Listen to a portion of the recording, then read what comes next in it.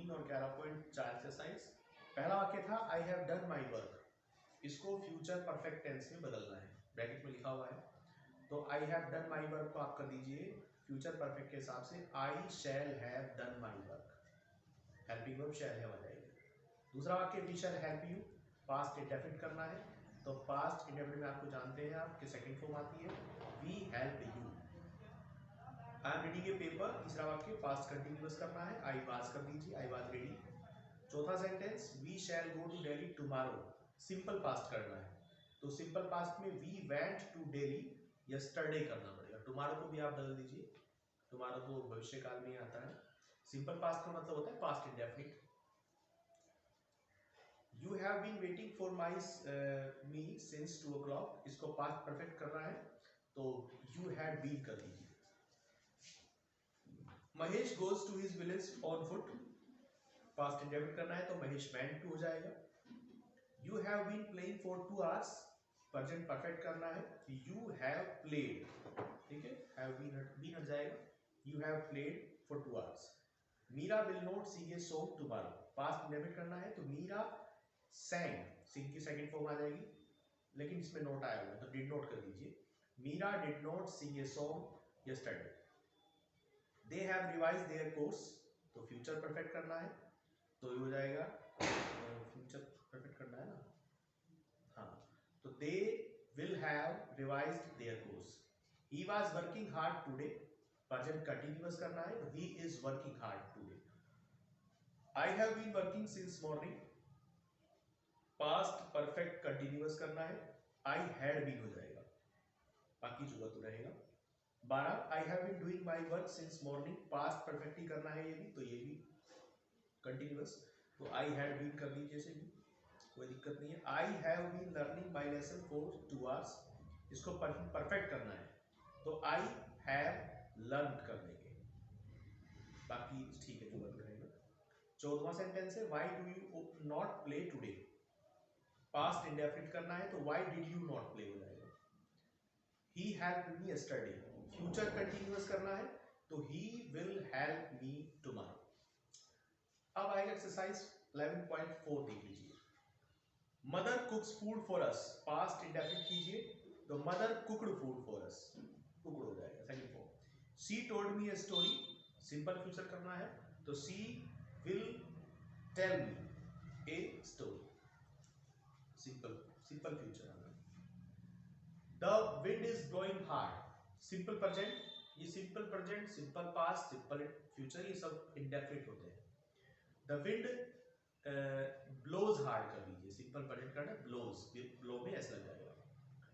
He lived in this city for 3 years, present perfect तो he has lived हो जाएगा। Mahesh lived in Delhi for 5 years, ये भी Mahesh has lived हो जाएगा। छठा Mukesh has worked hard for the test, इसको प्रेजेंट कंटिन्यूअस करना है तो Mukesh is working hard. He is sleeping in this garden, past continuous, he was sleeping कर दीजिए। 8वां he went to the station to see his sister, इसका हमें continuous करना है तो he was going to the station, ठीक है। she went to the station to see his brother, her brother, present continuous करना है तो she is going to the station। she went to Agra to see the Taj, 10वां sentence है, इसको future continuous करना है तो she will be going to Agra to see the Taj। Himani is crying for toys, 11वां sentence है, past continuous करना है, Himani was crying for toys. I have done my work, present continuous करना है तो आई हैड, नहीं प्रेजेंट कंटिन्यूअस ना, तो I am doing my work. He going to school tomorrow, past continuous करना है तो he was going to school yesterday. He will go to school tomorrow, past continuous, ये भी ऐसे ही, he was going to school tomorrow। the birds are flying, past continuous करना है तो ये भी ऐसे ही, the birds were flying, वर आ जाएगा, ठीक है। अब आप एक्सरसाइज 11.5 और 11.6, 11.5 और 6, ठीक है, इसको बनाएंगे आप, इसमें भी यही काम करना है आपको। 11.6 5 6 और एक 7 भी रह रही है, इसको भी आप निपटा दीजिए। तो तीनों एक्सरसाइज ये पूरी हो जाएगा। ठीक है, चलिए अब आते हैं ट्रांसलेशन में। एक्सरसाइज 61 थी, चैप्टर नंबर 24 था एक्सक्लेमेशन सर्विसेज। इसकी ये मिला लीजिए आप। पहला वाक्य है दिन कितना सुहावना है, तो how pleasant the day is. मौसम कितना ठंडा है, हाउ कोल्ड द सीजन या द वेदर इज, वेदर लिख दीजिए। वर्षा कितनी सुखद है, how pleasant the rain is. इंद्रधनुष कितना सुंदर है, how beautiful the rainbow is. उसने कितना बुरा व्यवहार किया है, तो हाउ बैडली, कितनी बुरी तरीके से, हाउ बैडली ही हैज किया है, आ रहा है, ही हैज बिहेव्ड कर दीजिए, व्यवहार करना, ट्रीटेड कर दीजिए। आहा, उसका सर्वनाश हो गया, ये दुख का प्रकट करने का वाक्य है, तो अलास और ही इज रूइंड, बर्बाद हो गया है। दिल्ली में दूध कितना दुर्लभ पदार्थ है, हाउ रेयर आर्टिकल। ठीक है, the milk is in Delhi. ईश्वर हमारे प्रधानमंत्री की रक्षा करे, God save our prime minister. ईश्वर करे आप जीवन में सफल हो, गॉड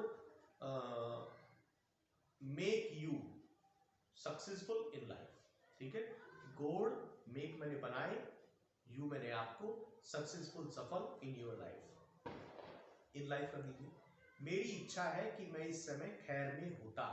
ठीक है, तो आई विश, इस तरह के जो वाक्य आते हैं। आई विश आई वर, आई विश आई वर, मेरी इच्छा है कि मैं होता इन खैर एट दिस टाइम, इस समय।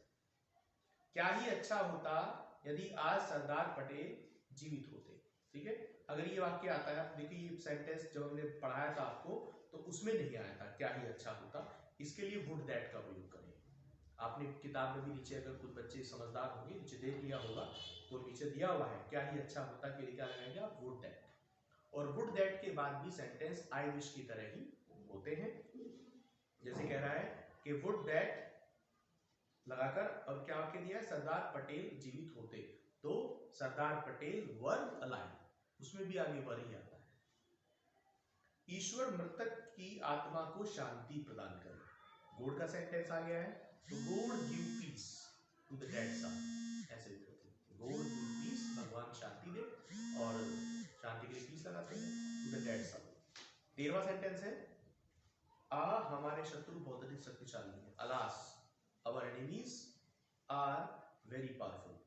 तुम्हारा भाई कितना आलसी है, तो हो जाएगा हाउ लेजी, कितना आलसी योर ब्रदर इज। तुम कितने अधिक मूर्ख हो। ठीक है, तो हाउ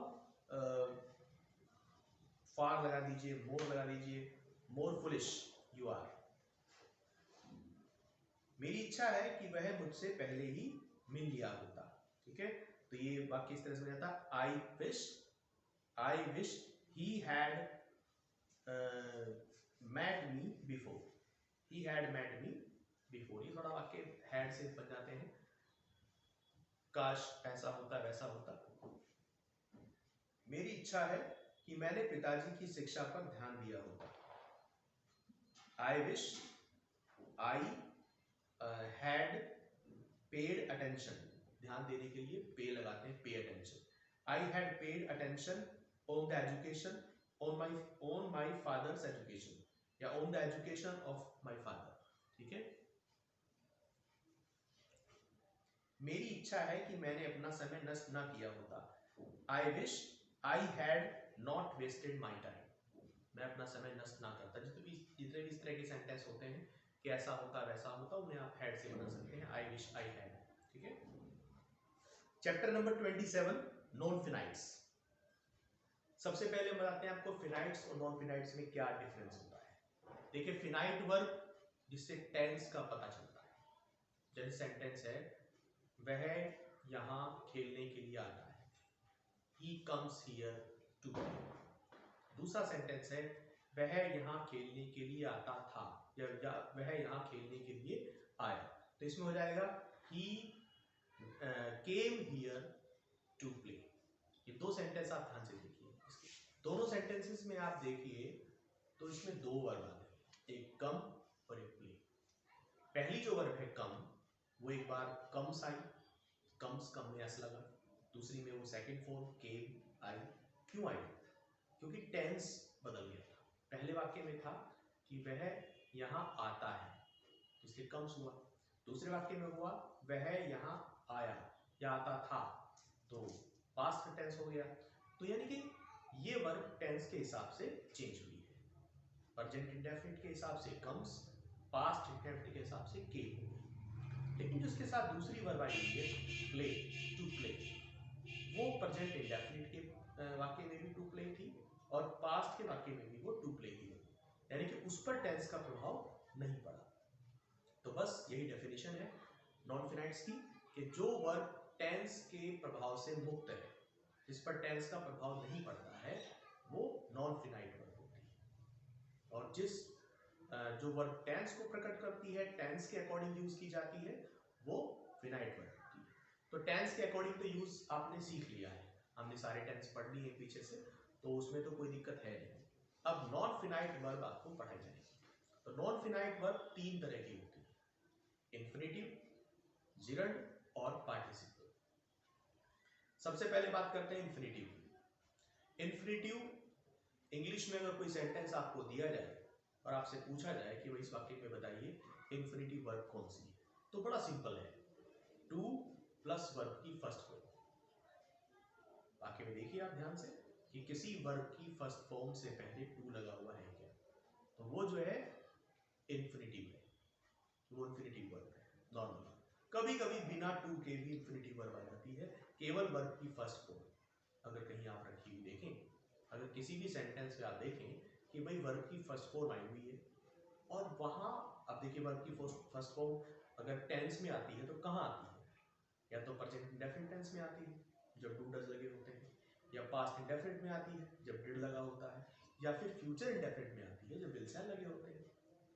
अगर आपने इन तीनों चीजों से, इन तीनों टेंसेस से अलग कहीं कोई फर्स्ट फॉर्म देखी, मॉडल्स के साथ भी फर्स्ट फॉर्म में आती है, ठीक है, या कोई इंपरेटिव सेंटेंस की शुरुआत होती है तो वो भी फर्स्ट फॉर्म होती है, लेकिन अगर इन चीजों से अलग आपने कहीं कोई फर्स्ट फॉर्म लगी हुई देखते हैं आप और उसके साथ टू नहीं लगा हुआ है, तो वो भी इंफिनिटिव ही होती है, बस वो बेयर इंफिनिटिव कहते हैं उसको, बेयर, BAR, बेयर इंफिनिटिव मतलब बिना टू वाला इंफिनिटिव। ठीक है, चलिए तो पहचान की बात हुई इंग्लिश में। हिंदी में अगर उसको पहचानना हो तो फिर क्या देखेंगे हम, अगर कोई हिंदी का सेंटेंस आपको दिया गया है वहां आपको पहचानना है कि भैया इंफिनिटिव है, जिरंड है। इंफिनिटिव कौन सा है इसमें, जिरंड तो चलो बात की बात है, पहले इंफिनिटिव देख लेते हैं। तो इंफिनिटिव वाले सेंटेंस को पहचानना अगर आपको है हिंदी में, तो आप ये देखेंगे कि किस वर्ब के अंत में ना, नी या ने लगा है। वह यहाँ खेलने आता था, मतलब खेलने, खेल में ने लगा है। हम ताजमहल देखने आगरा गए, देखने, ठीक है, मुझे खेलना नहीं आता है, खेलना। तो जिस वर्ब के अंत में ना, नी, ने लगा होता है वो इंफिनिटिव वर्ब होती है, ठीक है। और एक बात और भी इसमें देखेंगे हम, इंफिनिटिव देखिए, क्योंकि जिरंड में भी यही पहचान है, हिंदी में प्रॉब्लम है, हिंदी में जिरंड में भी ना, नी, ने ही लगा होता है। तो जब हिंदी में जिरंड में भी ना, नी, ने लगा है, इंफिनिटिव में भी मैं आपको ना, नी, ने ही बता रहा हूं, तो फिर डिफरेंस कैसे करेंगे? तो डिफरेंस मैं आपको दो बताता हूं, बड़े सिंपल है। एक डिफरेंस तो आप थोड़ा सेंटेंस के अर्थ को समझकर पता चलेगा आपको कि वाक्य में जो काम हो रहा है वो काम आगे होगा या फिर वो काम होने की बात नहीं है, वो वैसे ही पूछा जा रहा है, वो काम आगे नहीं होगा। जैसे मैं आपसे कहता हूं कि हाँ भाई तुम जो है चाय लोगे या कॉफी, मतलब मैं आपको पिलाना चाहता हूँ, आप मेरे घर पे आए हैं और घर आने के बाद मैं आपसे पूछ रहा हूँ कि भाई हाँ बताओ चाय लाऊं या कॉफी लाऊं, ठीक है, would you like to take tea या फिर टू टेक कॉफी, तो वो काम आगे होगा, तो आप कहेंगे I would like to take coffee, मैं कॉफी लेना पसंद करूंगा। तो वहां आपने देखा हमने इंफिनिटिव लगाया है, काम आगे होगा। अगर मैं कहूं कि भाई मैं ताजमहल देखने आगरा गया, तो पहले तो मैं आगरा गया और फिर उसके बाद ताजमहल देखा, तो ताजमहल देखने का काम आगे हुआ है। तो ये इंफिनिटिव का जो है रूल लेकिन अगर हम काम आगे नहीं करेंगे, कोई हमसे वैसे ही पूछ रहा है, हाँ भाई तुमको क्या पसंद है, आपने कहा भाई मुझे तो क्रिकेट खेलना पसंद है, आप खेल नहीं रहे हैं अभी, आपने वैसे ही बताया कि मुझे क्रिकेट खेलना पसंद है, तो आप कहेंगे जीरन है, I like playing cricket, I like singing music. वो जीरन, क्योंकि जीरन अंग्रेजी में तो अलग है, जीरन का इंग्लिश में तो आईएनजी लगा होता है, जैसे वो वर्ब की फर्स्ट फॉर्म के साथ आता है टू के साथ लगकर, ये जीरन वर्ब की फर्स्ट फॉर्म में आईएनजी लगकर आता है। जैसे आपने प्रेजेंट कंटीन्यूअस में, पास्ट कंटीन्यूअस में देखी हो क्रिया लगाते हैं वैसे आती है, ठीक है। लेकिन थोड़ा सा डिफरेंस इन्फिनेटिव में और जीरन में ये आ जाता है। दूसरा इन्फिनेटिव जो है, एक बात और भी आप देखेंगे कि इन्फिनेटिव का प्रयोग उद्देश्य या कारण भी प्रकट करता है। आपने कोई काम किया, क्यों किया, आप आगरा गए, क्यों गए, ताजमहल देखने, वह यहां आता है, क्यों आता है, खेलने। तो इस प्रकार से उद्देश्य या कारण को प्रकट करने वाले वाक्य भी इन्फिनेटिव में आ जाते हैं। जैसे आप देखिए एग्जांपल आप देख सकते हैं, कुछ वाक्य तो बड़े सिंपल होते हैं, वो किसी टेंस के नहीं होते, कुछ सेंटेंस किसी टेंस के नहीं होते हैं, वो सिंपल होते हैं, उसमें किसी बात को बताया गया होता है कि वो काम करना, कोई भी काम, वो काम क्रिकेट खेलना, दोष निकालना, झूठ बोलना, सच बोलना, कोई भी काम करना, वो काम करना अच्छा है, बुरा है, इजी है, मुश्किल है, आसान है, तो इस तरह की चीजें उसमें कही जाती हैं।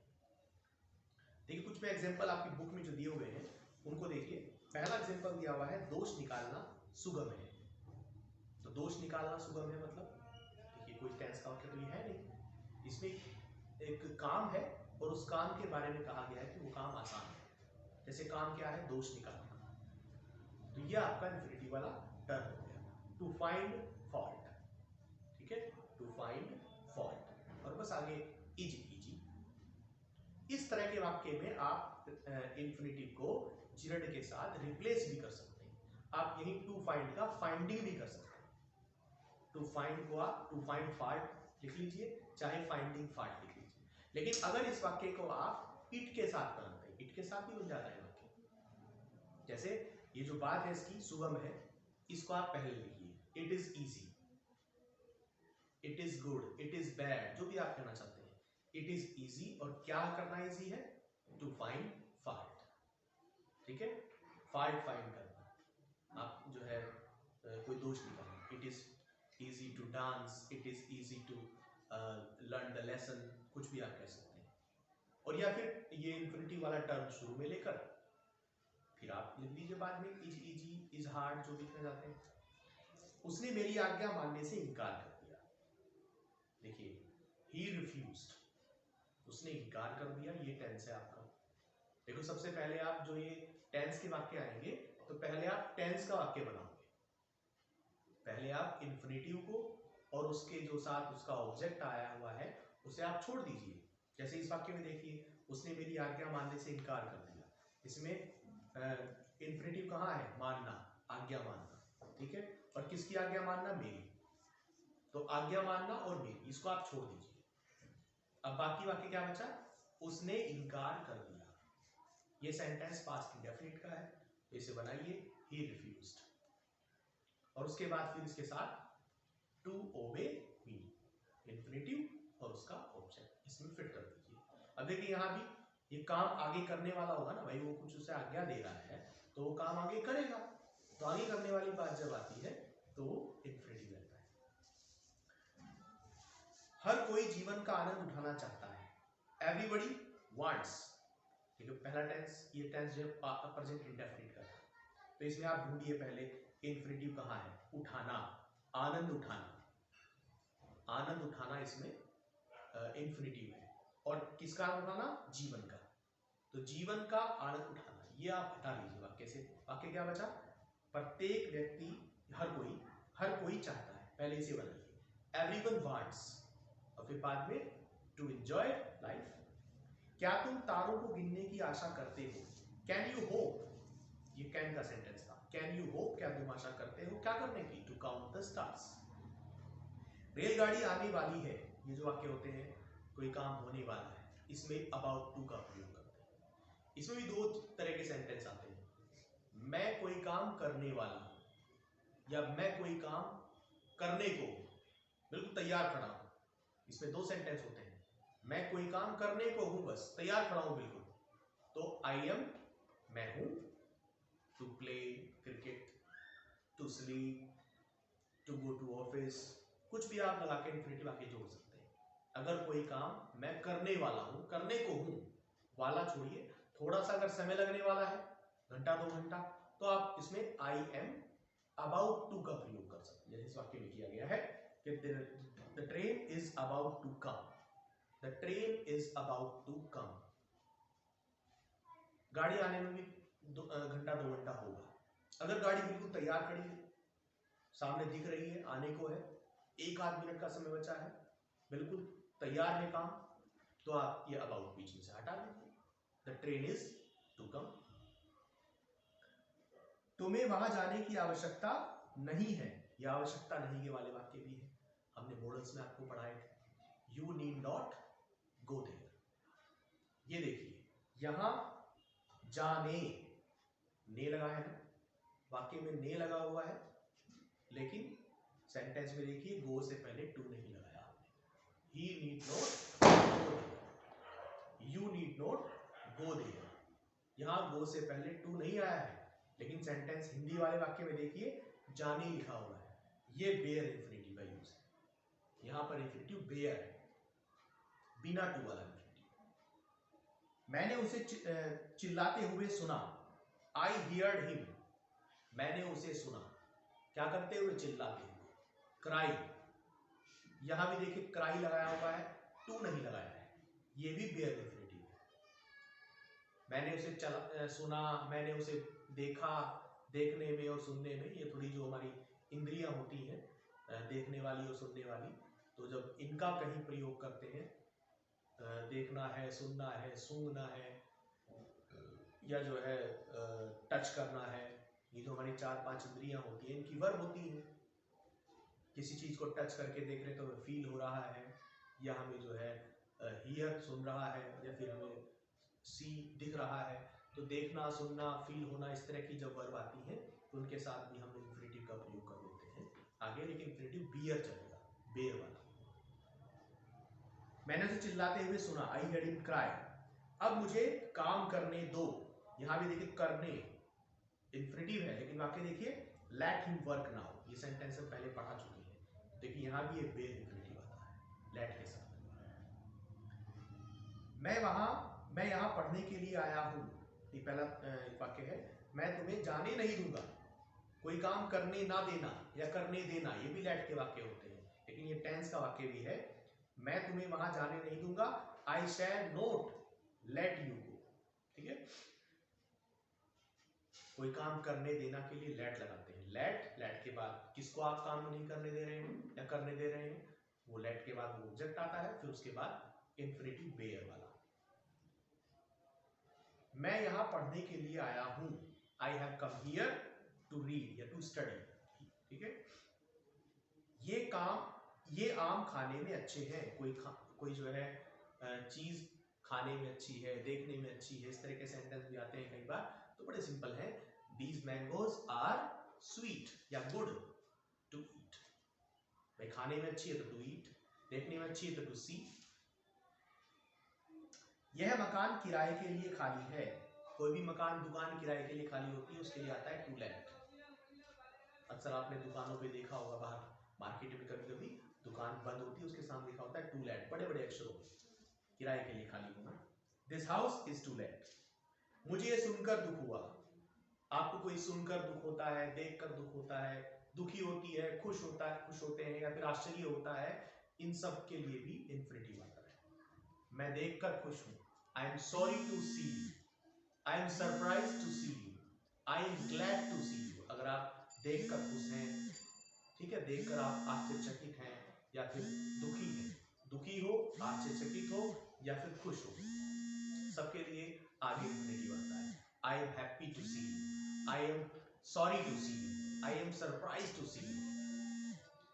यह खेलने का समय नहीं है, this is not the time to play. This is आपकी किताब में दिए हुए थे, एग्जाम्पल के तौर पर मैंने वो भी सारे समझा दिए हैं, और इससे अलग जो इसका रूल्स होता है, थोड़ा सा वाक्य बनाने के जो तरीके होते हैं वो भी आपको बता दिया है हमने। अब इसमें आप प्रैक्टिस करके देखेंगे। प्रैक्टिस के लिए इसमें एक्सरसाइज दी हुई है, एक्सरसाइज 68 है और 66 है।